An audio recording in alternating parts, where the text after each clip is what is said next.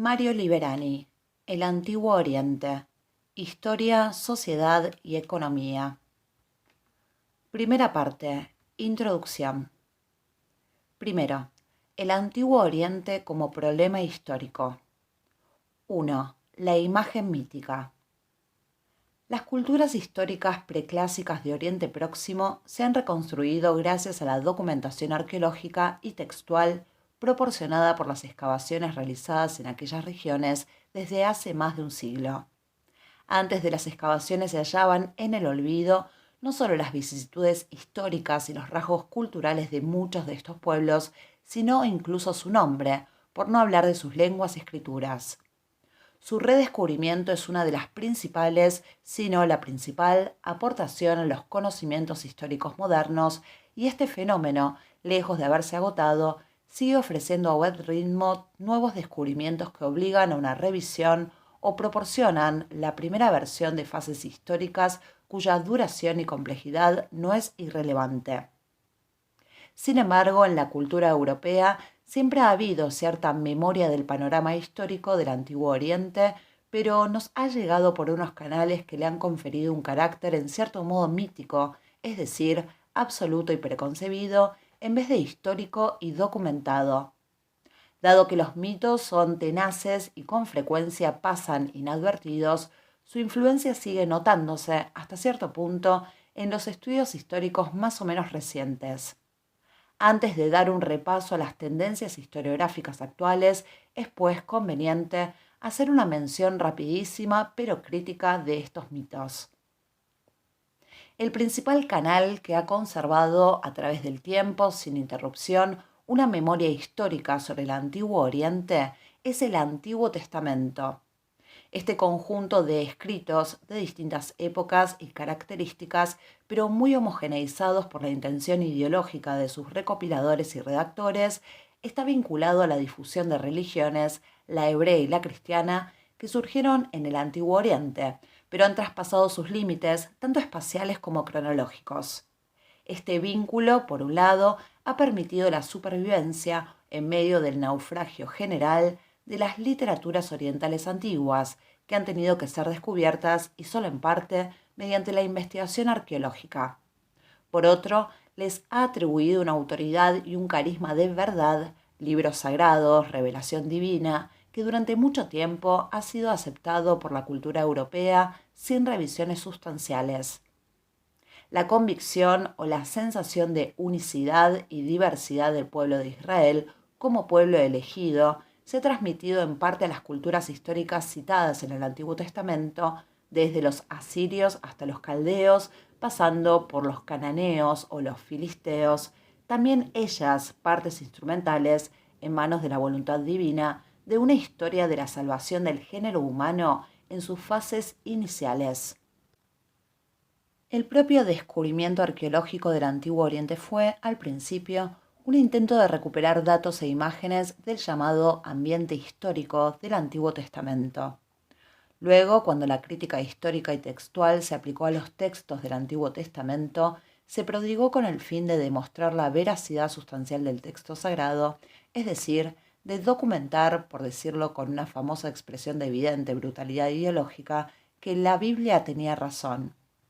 Y de hecho, la mayoría de las investigaciones arqueológicas que en el pasado se realizaron en la región estuvieron motivadas por su importancia, verdadera o falsa, para la exégesis del Antiguo Testamento, y gracias a ello contaron con financiación y propaganda. La mayor parte de los eruditos implicados, filólogos, historiadores y arqueólogos, estaban motivados por el hecho de ser judíos, pastores protestantes o, en menor medida, sacerdotes católicos. No eran, pues, imparciales, al margen de su integridad intelectual subjetiva, ya que no les daba igual el resultado de sus investigaciones, que podía confirmar o echar por tierra los propios fundamentos de su visión del mundo. Durante el último siglo, la corriente laica se ha abierto trabajosamente camino, siempre enzarzada en polémicas y controversias que se apartan del campo histórico, desde la decimonónica Babel und Bibel hasta las recientes polémicas sobre Ebla. El otro canal de supervivencia de datos e imágenes sobre el Antiguo Oriente en la cultura europea son los autores clásicos, representantes de un mundo, primero helénico, luego helenístico y más tarde romano, contemporáneo y en cierto modo contrapunto de las civilizaciones orientales en su fase más tardía. A partir de Heródoto se afianzó una imagen y un uso de Oriente como lugar geométrico de los elementos de polaridad con respecto al Occidente nuestro. Es así como se consolidaron los mitos del despotismo oriental opuestos a la democracia occidental, el inmovilismo tecnológico y cultural opuesto al progresivo o al progreso acumulativo de las civilizaciones europeas, y la sabiduría oculta y mágica opuesta a la ciencia laica y racional de los griegos y sus herederos. El paso de esta antropología de la contraposición a una antropología de la diversidad y el hecho histórico, en la que cada cultura es distinta de las demás, incluyendo la nuestra en una posición no privilegiada, se ha dado o se está dando todavía, siguiendo un trabajoso recorrido que se enmarca en la trayectoria general del historicismo y el relativismo cultural, característicos de la cultura moderna. Y si parece que por fin se ha conseguido acabar con esta mitología de lo distinto como opuesto, no es tanto porque se haya renunciado al mito, sino más bien porque se le ha desplazado, tal vez al ámbito extraterrestre o del futuro, que han ocupado el lugar de lo oriental y lo antiguo, lo bastante conocido ya como para impedir que en ellos se pueda situar la utopía o el antimodelo. Pero al aumentar los conocimientos, otros mitos han ocupado el lugar de los antiguos. Me refiero sobre todo a esa versión moderna del mito de los orígenes, que consiste en ver el antiguo Oriente como cuna o alba de la civilización, lugar en el que por primera vez se pusieron a punto los medios tecnológicos y las formas organizativas de esa elevada cultura que, con sus correspondientes modificaciones y mejoras, ha llegado hasta nosotros. No es casualidad que se haya generalizado la costumbre de usar el Antiguo Oriente como una de las secuencias privilegiadas que constituyen una especie de eje de la historia universal desde una visión eurocéntrica, al que siguen el modelo griego, el mundo romano, la Europa medieval cristiana y la Europa occidental moderna. Por un lado, este eje tiende a dar un sentido unitario y acabado al desarrollo histórico en su progresión hacia nosotros. Por otro, implica inevitablemente la marginación de otras experiencias históricas que se quedan fuera y se consideran irrelevantes sin evolución posible. Este planteamiento tiene algo de verdad, pero no deja de ser peligroso. Algo de verdad porque no cabe duda de que una serie de fenómenos que forman las civilizaciones complejas, el origen del Estado, de las ciudades, de la escritura, etc., se dieron por primera vez en el Antiguo Oriente, y la cadena de su transmisión hasta nosotros, aunque es complicada, se puede reconstruir. El peligro y el equívoco están en plantear una monogénesis de la alta cultura que tuvo distintos focos y recorridos alternativos y en quitar importancia a los continuos cambios que se producen en las instituciones, las tecnologías y las ideologías al cambiar su contexto histórico. Los fenómenos históricos no se originan de una vez por todas, sino que siempre se adaptan a la estructura de la sociedad en la que se producen. Por lo tanto, el presunto origen es solo uno de los eslabones de la cadena, entre muchos eslabones de muchas cadenas, que debemos reconstruir en toda su extensión, ni breve ni unívoca. Sobre todo cuando la ampliación del horizonte cultural internacional y la revolución en los sistemas de transmisión de ideas y conocimientos nos obligan a salir del cascarón egocéntrico para conocer experiencias y recorridos que hasta ahora habían sido objeto de otros etnocentrismos. Desde luego, el eslabón del Antiguo Oriente no es el originario, porque a su vez estuvo precedido de otras fases pre- y protohistóricas tan esenciales como él en el continuum del desarrollo. Es solo uno de tantos y similar a cualquier otro eslabón, incluyendo los que no forman parte del eje principal que ha establecido la historiografía occidental moderna. pero también debe ser objeto de una atención especial, ya sea por su crucial colocación histórica como umbral e inicio de importantes procesos que formaron las sociedades de estructura compleja, ya sea por su papel privilegiado basado en mitos y realidades que forman parte de nuestra cultura y deben ser objeto de crítica y aclaración, sin por ello desconocerlos o desterrarlos de nuestra memoria de una forma demasiado simplista. 2. Las tendencias historiográficas. La historiografía moderna sobre el Antiguo Oriente ha descartado ya las motivaciones de carácter mítico que hacían de ella un caso único, por razones teológicas, por una tipificación antropológica, por una cuestión de primacía, entre comillas, originaria, y está claramente enfocada, por lo menos en sus orientaciones más conscientes, a una normalización o, si se quiere, a una trivialización de esta fase histórica, analizada y valorada del mismo modo que las otras fases y los otros ámbitos culturales. La normalización implica el abandono de simplificaciones fáciles y a veces atractivas, ampliando la perspectiva para así reconstruir globalmente la historia de las sociedades del Antiguo Oriente, partiendo de las bases ambientales y materiales, pasando por la estructura económica, social y política, para desembocar en las motivaciones ideológicas y la imaginación simbólica, y restableciendo entre sus distintos componentes toda la red de interconexiones y motivaciones que las hacen comprensibles en la medida en que unas dependen de otras.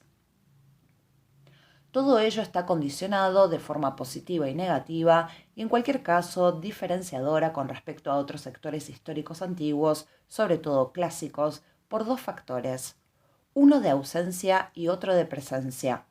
La ausencia es la de una historiografía antigua que proporciona el rastro, el hilo conductor para nuestra reconstrucción.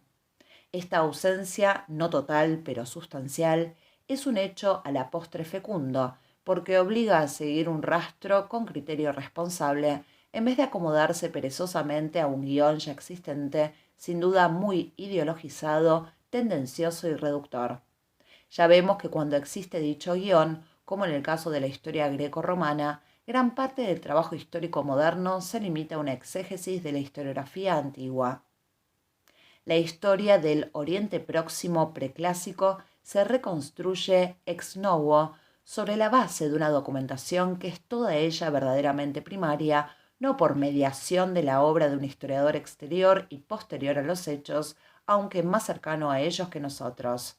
Y aquí interviene el dato de presencia, la de la documentación de carácter administrativo, además de comercial y jurídico y en general de archivo, que a veces ha llegado hasta nosotros en copias de gran interés, por el hecho trivial pero esencial de que el material empleado para escribir las tablillas de arcilla ha resistido los incendios y el enterramiento mucho mejor que otros materiales usados más tarde y en otros lugares, papiro, pergamino, papel. Este dato de presencia, evidentemente positivo, tiene el inconveniente de estar todavía en pañales. Todos los años nuevas excavaciones, tanto regulares como clandestinas, recuperan nueva documentación y obligan, pese a grave y cada vez mayor retraso en la publicación de documentos inéditos, a revisar completamente capítulos enteros de historia de una forma cada vez más segura y detallada. Así pues, la falta de un rastro historiográfico antiguo, el estado todavía fluido de la edición documental y los rápidos, pero aún recientes progresos tanto de los conocimientos filológicos como de los métodos de excavación, hacen que la historia del Antiguo Oriente sea una materia joven, bastante libre de condicionamientos tradicionales y abierta a nuevos campos de conocimiento. El aspecto negativo de esta situación no es tanto la rapidez con que el trabajo se queda desfasado, lo cual en realidad es señal de un progreso acelerado, sino lo condicionado que está por las disciplinas especializadas necesarias para acceder a la documentación y la preocupación preponderante por la edición primaria de los datos, tanto arqueológicos como textuales. La mayoría de los investigadores dedicados al estudio del Oriente Próximo antiguo están volcados en la obtención y publicación de nuevos materiales. Se trata, pues, de arqueólogos y filólogos. Casi no hay historiadores propiamente dichos, diferenciados de las otras dos categorías, y si acaso Italia en este sentido es una positiva excepción. Por consiguiente, la historia que va emergiendo está anclada a un estricto nivel filológico, se ciñe a la documentación, esperando quizá que ésta hable por sí sola, en vez de buscar problemas y temas interpretativos por los que guiarse. Las historias generales de Antiguo Oriente que se han publicado hasta ahora son una demostración palpable de lo anterior, pues se limitan a elevar a un nivel de síntesis general la situación existente a nivel de estudios analíticos. Pero este retraso historiográfico contrasta con unas posibilidades enormes que en época reciente han empezado a encontrar aplicación. Precisamente la falta de tradiciones historiográficas y la continua afluencia de documentación nueva hacen posible una muy rica experimentación de métodos que a veces roza la más ingenua y desenfrenada improvisación. El eclecticismo y la adopción de propuestas elaboradas en otros casos, para otras fases históricas, cuando no para situaciones antropológicas completamente distintas, implican un grave riesgo de malentendidos y superficialidad. Sin embargo, hay que considerarlos positivos, por lo menos en esta fase que podríamos llamar pre-paradigmática, por el potencial de fecundidad y rejuvenecimiento que encierran. Se puede decir que no hay instrumento analítico ni temática historiográfica más o menos reciente que no haya sido aplicada al Antiguo Oriente.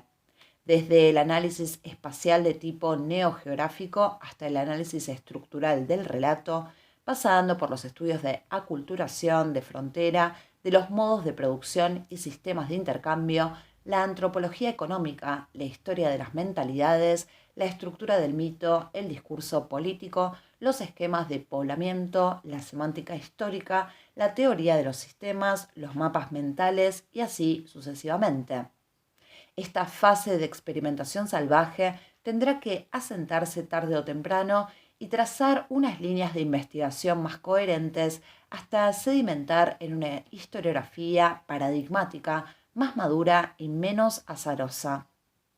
Pero ya se ha logrado el primer objetivo esencial de proporcionar un cuadro histórico mucho más rico que la esclerosis a la que una tradición demasiado fuerte conduce todavía a otros sectores de la historia antigua. Oriente Próximo, ante todo, es un campo historiográfico fronterizo, una situación muy propicia para experimentos de todo tipo. La complejidad documental y particularmente la complementariedad de los datos arqueológicos y textuales inducen de forma casi natural a una reconstrucción global de la cultura material a la ideología que desde hace tiempo debería caracterizar a la obra de los historiadores, pero rara vez sucede así. El historiador del Antiguo Oriente se ve obligado a convertirse en arqueólogo de campo y filólogo, en una medida desconocida por otros sectores, que se enfrentan a competencias más parceladas y a una cadena productiva más consolidada. En particular, la reconstrucción de las fases protohistóricas, la difícil tarea de reconstruir sociedades complejas basándose en una documentación no escrita, ha sido un estímulo para que se barajaran de forma coordinada todos los rastros documentales y todos los apoyos contextuales posibles. Datos ecológicos, edafológicos, paleobotánicos, arqueozoológicos, cotejo etnoarqueológico y tecnología experimental, además de las depuradas técnicas de la excavación prehistórica, estratigráfica y abierta al mismo tiempo, y la complejidad de la antropología social, política y económica. Los resultados, si por un lado permanecen al margen de la historia en sentido estricto, porque la falta de texto cierra prácticamente el paso al acontecimiento, por otro, se aventuran hacia una neohistoria con aspiraciones normativas, al igual que las otras neociencias de cuño estadounidense. New Archaeology, New Geography y New Economic History, que tiende a predecir el pasado más que a reconstruirlo y prefiere establecer leyes más que constatar desviaciones. Por último, el empleo de ordenadores brinda la posibilidad y el riesgo de la simulación aplicada a los puntos oscuros del pasado y no ya a las incertidumbres del futuro, con una generación de historiadores demiurgos enfrascados en una labor más de creación que de reconstrucción. Así pues, en varios aspectos la historia del Oriente Próximo antiguo aparece cada vez más como un laboratorio privilegiado para el estudio de ciertos fenómenos de notable interés para la reconstrucción histórica de las sociedades humanas. Cuando hablamos del laboratorio, nos referimos a un lugar en el que es posible descomponer los fenómenos complejos en sus factores constitutivos para analizarlos en vacío, extraer normas y recomponer modelos. Se puede considerar que el Antiguo Oriente es un laboratorio privilegiado, no exclusivo desde luego, porque al estar situado en el umbral de la historia, tiene que ver con fenómenos que precisamente entonces estaban alcanzando complejidad, pero que permanecen lo bastante alejados de nosotros como para evitar que unos lazos culturales o emocionales nos impidan hacernos una idea cabal del verdadero funcionamiento de los distintos factores.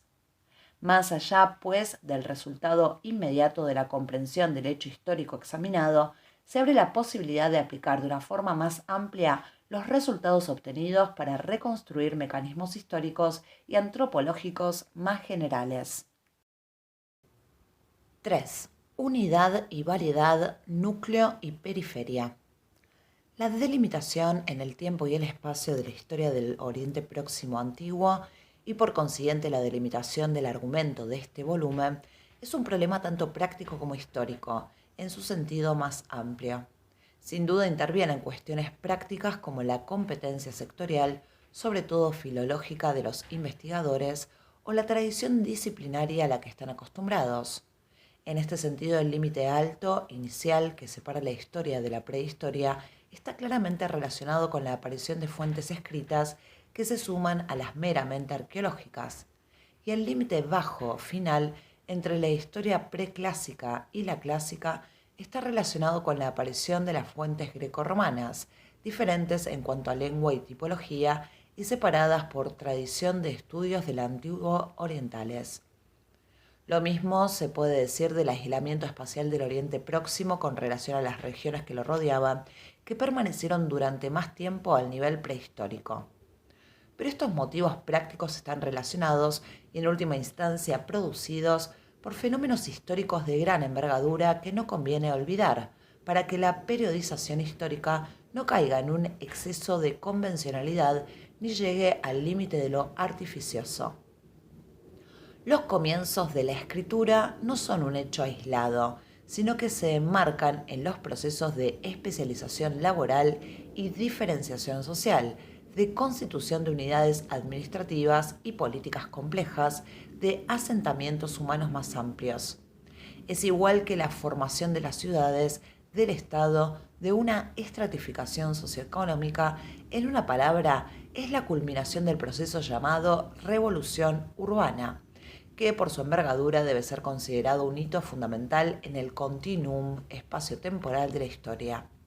Las culturas del Oriente Próximo antiguo que analizamos aquí surgieron de esta revolución urbana, que se completó hacia 3500 a.C.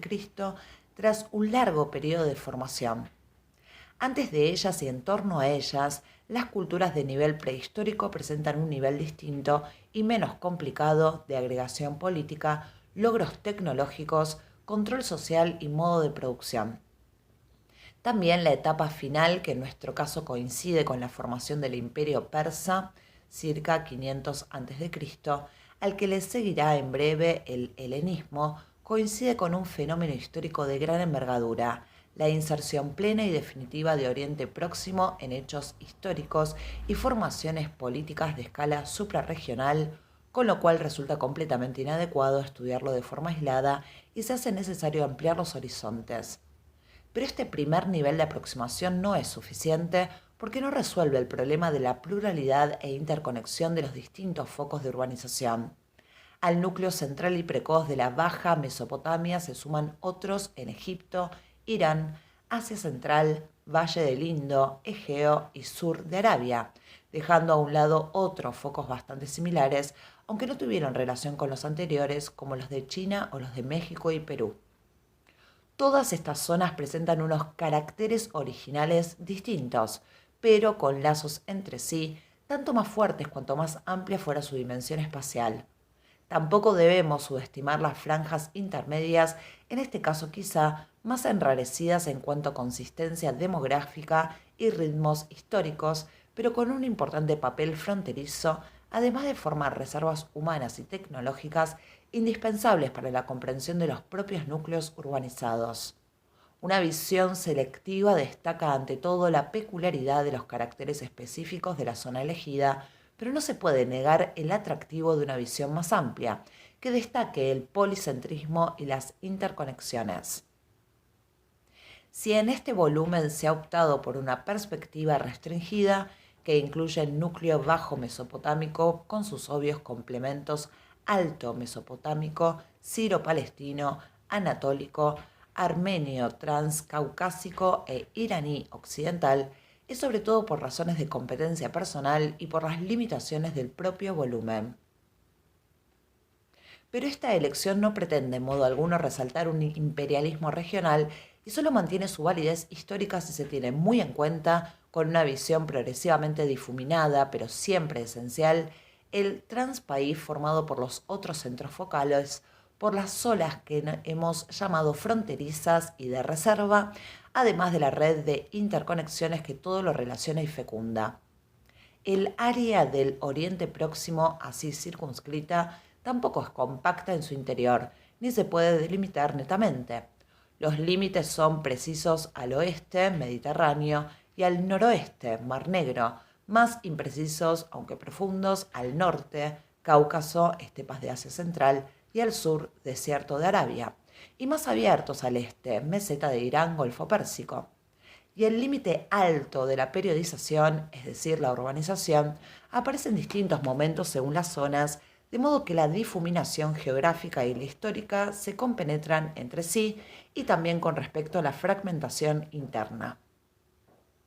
Sin duda, toda la región se mantiene unida por unos lazos culturales, políticos y comerciales muy fuertes, pero cada zona mantiene siempre unos rasgos originales muy marcados que permiten distinguir lo específicamente sirio de lo centro-anatólico o lo bajo mesopotámico de lo elamita y así sucesivamente. Así pues, en el interior de la región se produce en términos más circunscritos esa polaridad entre compacidad y diversidad, núcleo y periferia, peculiaridad e interconexión que hemos visto de una forma más marcada en el amplio horizonte que va del Egeo y Egipto al Valle del Indo, de Asia Central al sur de Arabia. Se puede hacer un razonamiento similar en sentido diacrónico. Todo el largo periodo, 3 milenios de 3500 a 500 a.C., estudiado en este volumen, tiene una continuidad y compacidad conferida sobre todo por la consolidación y penetración progresiva del modelo urbano y del Estado palatino. Pero tampoco faltan hiatus, a veces traumáticos, por irrupción o resurgimiento del modelo no urbano y no palatino, ni las diferenciaciones por fases y por siglos, fáciles de reconocer en el prolongado proceso de enriquecimiento y elaboración de los datos culturales. A menudo estas fases están tan marcadas que hace que prevalezca una imagen compacta y cronológicamente delimitada sobre las imágenes regionales concretas consideradas en diacronía larga. En conjunto, los límites espaciales y cronológicos de este volumen pretenden valorar ante todo la unidad histórico-cultural del Antiguo Oriente, mientras que la subdivisión en capítulos hace un repaso de las articulaciones y originalidades, tanto espaciales como cronológicas, cuya interacción da como resultado el juego del conjunto. Además de la complejidad en el tiempo y el espacio, tenemos las complicaciones y variables internas, de medio social, de recursos económicos y técnicos, de participación política. Algunas de estas variables, como la oposición entre nómadas y sedentarios o entre campo y ciudad, configuran una serie de puntos nodales muy próximos entre sí, pero que siempre se pueden situar en el espacio, un espacio en el que, pese a la baja densidad de población, coexisten a distancias mínimas todos o modos de vida y equipamientos materiales muy distintos. Pero también hay una red de fronteras invisibles que no se pueden trazar en un papel porque atraviesan y separan lugares culturales más que geográficos. que es el resultado de la coexistencia, la interacción y el conflicto entre distintas ideologías. Por último, en el terreno práctico, que no conviene olvidar, también hay una serie de fronteras documentales que hacen que ciertos fenómenos emerjan más y mejor que otros, además de resaltar y distorsionar partes de la imagen que tenemos del Antiguo Oriente y condenar al olvido a sectores enteros. Un mundo que fue sobre todo de aldeas y economía agropastoral, filtrado primero por la parcialidad de la documentación antigua y luego por la parcialidad del interés moderno, aparece ante nosotros más bien como un mundo de ciudades, palacios y artesanía artística.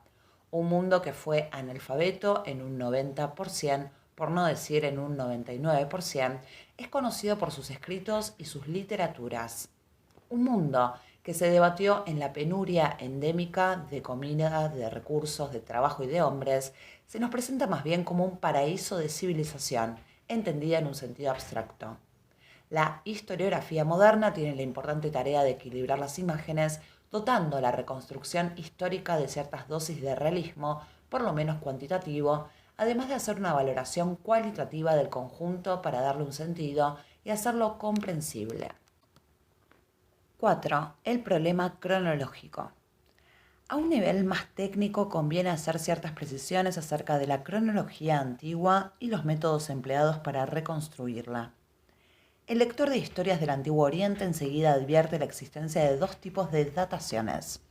Hay una datación arqueológica caracterizada por cifras redondas, como por ejemplo Gasuliens circa 3700-3300 a.C., período arcadio o acadio siglos 24-23 a.C.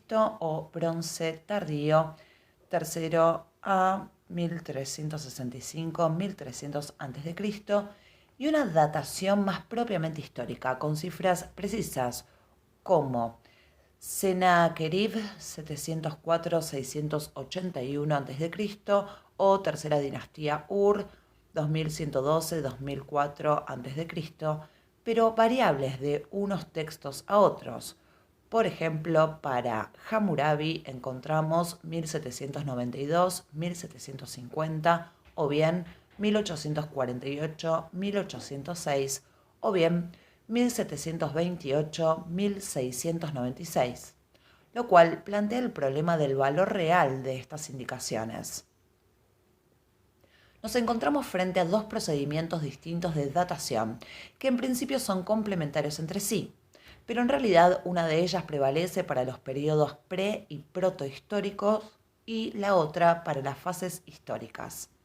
El procedimiento arqueológico tiene caracteres objetivos y científicos y tiende a reconstruir la ubicación cronológica de los hallazgos antiguos, o mejor dicho, su ubicación en el contexto del yacimiento, unos con respecto a otros y con respecto al presente. Fechas BP before present. El procedimiento histórico es de carácter cultural y tiende a reconstruir los antiguos sistemas de datación y las antiguas secuencias cronológicas para relacionarlos después con nuestro sistema y nuestra secuencia de modo que sean accesibles. Para ambos procedimientos, el primer paso consiste en ubicar los elementos a datar en una relación recíproca de anterioridad y posterioridad o también de contemporaneidad, cronología relativa. Un segundo paso es anclar la secuencia de relaciones así obtenida en uno o varios puntos fijos, transformándola en una secuencia de fechas, cronología absoluta, fechas que pueden tener una precisión de siglos, decenios, años o incluso días, según el detalle que permita la documentación. La cronología arqueológica relativa tiene como base fundamental la estratigrafía vertical de las excavaciones. Otros métodos que en el pasado pudieron haber proporcionado datos importantes, estratigrafía horizontal en las necrópolis y sobre todo clasificación tipológica de los hallazgos, tienen una función subsidiaria y limitada. Gracias a la excavación estratigráfica se pueden distinguir los episodios concretos de acumulación o deposición del terreno, aislar los materiales contenidos en cada nivel o en cada etapa dentro de cada nivel y establecer relaciones físicas entre los distintos episodios de deposición, del tipo corta, cubre, etc., que se puedan traducir en relaciones diacrónicas. Las relaciones así obtenidas se sitúan en retículos de conjunto que producen en términos o reproducen en términos gráficos simplificados toda la secuencia de intervenciones a lo largo de un tiempo, ya sean voluntarias, edificaciones, colocación de objetos, episodios de destrucción, etc., o de hecho, vertido de desechos, acumulación eólica, aluviones, etc. La matriz de Harris es una elaboración teórica más rigurosa de este procedimiento a la que recurren, tal vez de un modo más empírico, todos los arqueólogos que trabajan en Oriente Próximo. Comparando las secuencias así obtenidas para cada zona de excavación, se reconstruye la estratigrafía de un yacimiento. Y comparando entre sí las secuencias de varios yacimientos se obtiene una estratigrafía comparada y una cronología relativa, de carácter arqueológico, es decir, referente sobre todo a la cultura material de toda una región o de todo un periodo, hasta llegar a la secuencia que abarque a todo Oriente Próximo para todas las fases históricas y prehistóricas. Esta cronología arqueológica relativa se puede convertir en absoluta de dos maneras. 1. El hallazgo en un nivel de documentos escritos puede permitir que la secuencia estratigráfica se ponga en conexión con la cronología histórica antigua que examinaremos más adelante. 2. Existen métodos de análisis físico-químico que permiten datar algunos materiales, sobre todo los orgánicos, retrocediendo desde la fecha actual. Algunos métodos que resultan útiles para las fases más antiguas de la prehistoria, como la termoluminiscencia, son demasiado imprecisos para las fases protohistóricas e históricas, para las que en cambio se emplea con éxito el carbono 14, mientras cada vez son más relevantes las aportaciones de la dendrocronología. El método de carbono 14 se basa en el hecho de que un isótopo radiactivo del carbono, C14, que se halla en toda la materia orgánica viva en una proporción conocida, se va consumiendo poco a poco después de la muerte del organismo y se reduce a la mitad al cabo de 5.568 años, según Libby. Lower Half-Life. Si se mide la cantidad de C14 que queda en un resto orgánico, se puede establecer la fecha de su muerte, con una aproximación que depende de las condiciones y la precisión del análisis. Por eso las fechas al C14 siempre van seguidas de una precisión distinto a 50, distinto a 100, o simplemente van precedidas de distinto para recordar que la fecha en realidad indica un punto focal de aproximación. Las fechas pueden ser más o menos precisas y fiables, e incluso equivocadas si proceden de material contaminado por contacto con otro material orgánico o por inmersión en ciertos tipos de suelos, y útiles en sus indicaciones. Por ejemplo, las fechas de cereales carbonizados encontrados en el suelo registran las oscilaciones de las precipitaciones siguiendo una pauta fija, sea cual fuere el árbol cortado para los mismos años.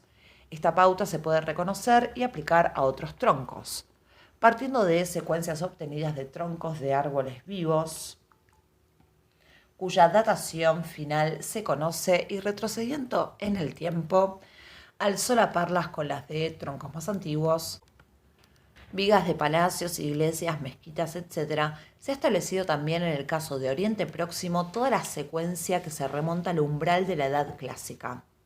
Tras un hiatus de varios siglos, hay otra secuencia para Anatolia que se remonta a la Edad del Hierro y hasta el Bronce tardío, basada sobre todo en troncos encontrados en los túmulos funerarios frigios de Gordion.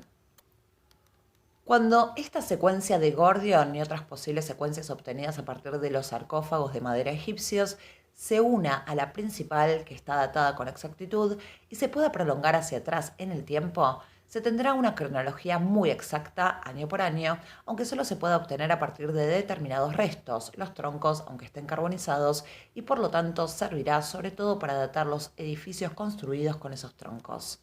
En espera de que la dendrocronología tenga un impacto directo en la cronología histórica de Oriente Próximo, su impacto indirecto ha sido ya muy importante. Efectivamente, el análisis del C14 aplicado a troncos datados con precisión gracias a la dendrocronología ha develado que las fechas obtenidas eran sistemáticamente más altas para los periodos más recientes, pero demasiado bajas para los periodos más antiguos, sobre todo entre 2000 y 7000 a.C., es decir, precisamente en las fases pre- y protohistórica. El índice de reducción progresiva del C14 no ha sido homogéneo a lo largo del tiempo, sino que ha experimentado amplias fluctuaciones que la dendrocronología ha permitido descubrir. Hoy las fechas obtenidas mediante C14 se pueden calibrar mejor para ajustarlas a la realidad, aunque se obtengan a partir de materiales que no sean troncos y pertenezcan a periodos no cubiertos por una secuencia dendrocronológica datada en Oriente Próximo. No se trata de diferencias pequeñas. Por ejemplo, una misma muestra que se remonta al principio del periodo Ubaid tardío está datada de 4133 con la Lower Half-Life, de 4322 con la Higher Half-Life y de 5072 con el calibrado. Dado que el calibrado todavía no ha sido precisado para las edades prehistóricas más antiguas, los laboratorios siguen indicando convencionalmente fechas BP según la Lower Half-Life. Esta cronología convencional se recoge en el presente volumen con la advertencia de que las fechas calendariadas, es decir, reales, son más altas, hasta un milenio más, sobre todo si nos remontamos más atrás del año 2000 a.C. Esta cronología de base arqueológica y físico-química debe ser integrada y precisada para los periodos propiamente históricos mediante la cronología cultural que se desprende de los textos. Cada cultura siente la necesidad de establecer su cronología con fines no tanto y no inicialmente historiográficos como jurídicos y administrativos para relacionar con su presente la conservación y utilización de actos jurídicos y actas administrativas. Para ello se recurre a las eras, secuencias temporales con un año inicial conocido. Nuestra secuencia, que es la era cristiana, es decir, el cómputo a partir del año del supuesto nacimiento de Jesucristo, se utiliza desde hace tanto tiempo, incluso de forma retroactiva, fechas antes de Cristo, además de las de después de Cristo, que casi hemos perdido la noción de que se trata de una era entre todas las posibles y entre muchas más, utilizadas al mismo tiempo en ámbitos no cristianos y también cristianos y con anterioridad. En el antiguo Oriente, las eras eran bastante cortas y solían referirse a la coronación de un monarca reinante en ese momento, por lo que variaban de unas ciudades a otras, de unos reinos a otros. Hoy, para poder utilizar la datación que encontramos en los textos antiguos, debemos reconstruir la complicada red de las secuencias dinásticas en cada reino. Un documento datado con exactitud, por ejemplo, día 4, mes tercero, sexto año de Nabucodonosor, se queda flotando en el tiempo si no logramos conectar la era antigua, igual el reinado de Nabucodonosor, con la nuestra. Por suerte, nuestro problema no difiere sustancialmente, aunque su alcance y fines sean distintos, del problema de los antiguos escribas y archiveros, quienes también debían poner orden en las distintas eras y dataciones de su pasado reciente que aún aparecían en sus documentos. Para ello recurrieron a métodos que podemos aprovechar nosotros. En Mesopotamia se identificaban los años de tres maneras. Uno, con un funcionamiento epónimo, limu, sistema utilizado en Asiria a lo largo de toda su historia. Dos, con un nombre de año, por ejemplo, año en el que se construyeron las murallas de Sipar, sistema usado en el sur de Sumeria y en Babilonia hasta mediados del segundo milenio a.C. 3. Con el número de orden a partir del año de coronación, sistema usado en Babilonia a partir de la dinastía casita. De modo que los escribas asirios, para poder utilizar sus dataciones, compilaron y mantuvieron actualizada una lista de epónimos y los escribas sumerios y babilonios unas listas de nombres de años y de reyes, tanto para cada dinastía como para un conjunto de ellas, hasta llegar a unas listas pan-mesopotámicas, como la lista real sumeria, y a las listas sincrónicas asirio-babilonias. Si pudiéramos disponer hoy de todos estos instrumentos cronográficos, podríamos reconstruir la cronología antigua, todas las eras formadas por reinados de duración precisa, además de sus relaciones de secuencia y solapamiento. Desgraciadamente, las listas nos han llegado incompletas, fragmentarias y con errores, sobre todo en las cifras que se advierten al comparar varias listas o varios manuscritos de la misma lista, siendo esta la única forma de detectarlos. También contienen deformaciones más o menos tendenciosas, exclusión por motivos políticos de ciertos reyes o dinastías, colocación en secuencia mecánica de dinastías que en realidad fueron contemporáneas, al menos en parte, e inclusión de materiales míticos y legendarios en las partes iniciales de la lista real sumeria y también en la asiria. De todos modos, gracias a este material se ha podido reconstruir el esqueleto cronológico de Mesopotamia partiendo de mediados del tercer milenio, la cronología anterior es sobre todo arqueológica, hasta que se une a la cronología griega y persa a mediados del primer milenio. La cronología es bastante precisa y definitiva para el periodo de 1500-500. Para el primer milenio hay también precisiones de crónicas, sobre todo babilonias, y anales, sobre todo asirios, más detallados que las simples listas. A mediados del segundo milenio, las lagunas de la lista real asiria, que es la secuencia dinástica más larga y continua, y los solapamientos entre dinastías babilonias dan un hiatus más o menos largo, con diferencias de varios decenios para la fase histórica más antigua, 2500-1500, y que naturalmente crece al retroceder en el tiempo por la acumulación de más incertidumbres e hiati. Se ha intentado determinar la magnitud de este hiatus de mediados del siglo o del segundo milenio gracias a ciertas alusiones a fenómenos astronómicos que encontramos en textos paleo-babilonios de la época de Ammi-Saduqa. Pero estas alusiones son bastante imprecisas, varios astrónomos consultados las han interpretado de distintas formas, de modo que hoy no inspiran tanta confianza. Pero, por otro lado, se refieren a fenómenos cíclicos, de modo que, desde el punto de vista astronómico, se pueden barajar varias fechas. Como ya se ha dicho, las fechas de Hammurabi son 1848-1806, recurriendo a la llamada cronología larga, 1792-1750, recurriendo a la mediana, y 1782-1696, recurriendo a la corta, que se diferencian por la elección de distintos ciclos astronómicos y hoy día se consideran bastante convencionales y poco reales. En este volumen se ha adoptado la cronología media que en los últimos decenios ha tenido una aceptación mayoritaria. Evidentemente el problema más serio, no tanto para Hammurabi como para el tercer milenio, es hacer que coincida la cronología absoluta de origen físico-químico, C14, y la absoluta de origen cultural, textos. No es un problema fácil de resolver, dado lo convencional y en cierto modo opcional de ambos sistemas. De todos modos, la red cronológica así obtenida se ajusta en líneas generales a la respectiva documentación a partir de la cual se ha obtenido.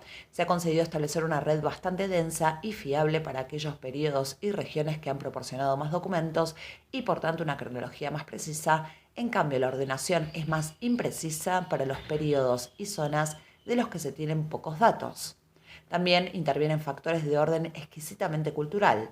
Por ejemplo, en la Siria del Bronce tardío y en la Anatolia hitita, los textos jurídicos están fechados, es un decir, con las fórmulas estereotipadas a partir de hoy y para siempre, por lo que su validez está vinculada a la existencia física del documento.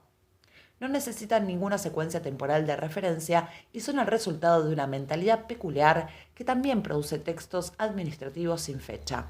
Por eso, los escribas de estas culturas no compilaron listas de reyes o años, no les hacía falta, y por consiguiente nosotros tenemos dificultades para reconstruir las secuencias dinásticas y desconocemos la duración de los reinados. Pero en realidad tampoco necesitamos una cronología detallada, porque de todos modos los documentos y los hechos recogidos en ellos carecen de fecha. En líneas generales, Mesopotamia, por la abundancia de sus documentos y la precisión de sus escribas, es la región que brinda una cronología más constante y detallada, mientras que las zonas de los alrededores se apoyan en ella mediante una serie cada vez más nutrida de sincronismos a medida que van apareciendo nuevas publicaciones. Por último, para el estudio de concentraciones especiales de textos, los archivos que se han encontrado intactos se utilizan métodos prosopográficos o prosopográficos, ¿sí? El estudio de personajes individuales con fines cronológicos. Y surge la necesidad de un estudio más detallado que incluya el calendario si los textos están fechados con mes y día. En los archivos de tablillas cuneiformes, que en esto no difieren de los de papel de las épocas posteriores, los textos se conservaban en función de su utilidad documental y en caso contrario se eliminaban. Por eso los textos de carácter jurídico, ventas, adopciones, préstamos, etc., se debían conservar durante mucho tiempo y en cualquier caso mientras tenían validez. Los registros contables solían ser más efímeros, pero sus datos a veces se incluían en resúmenes anuales e incluso plurianuales, conservados durante más tiempo.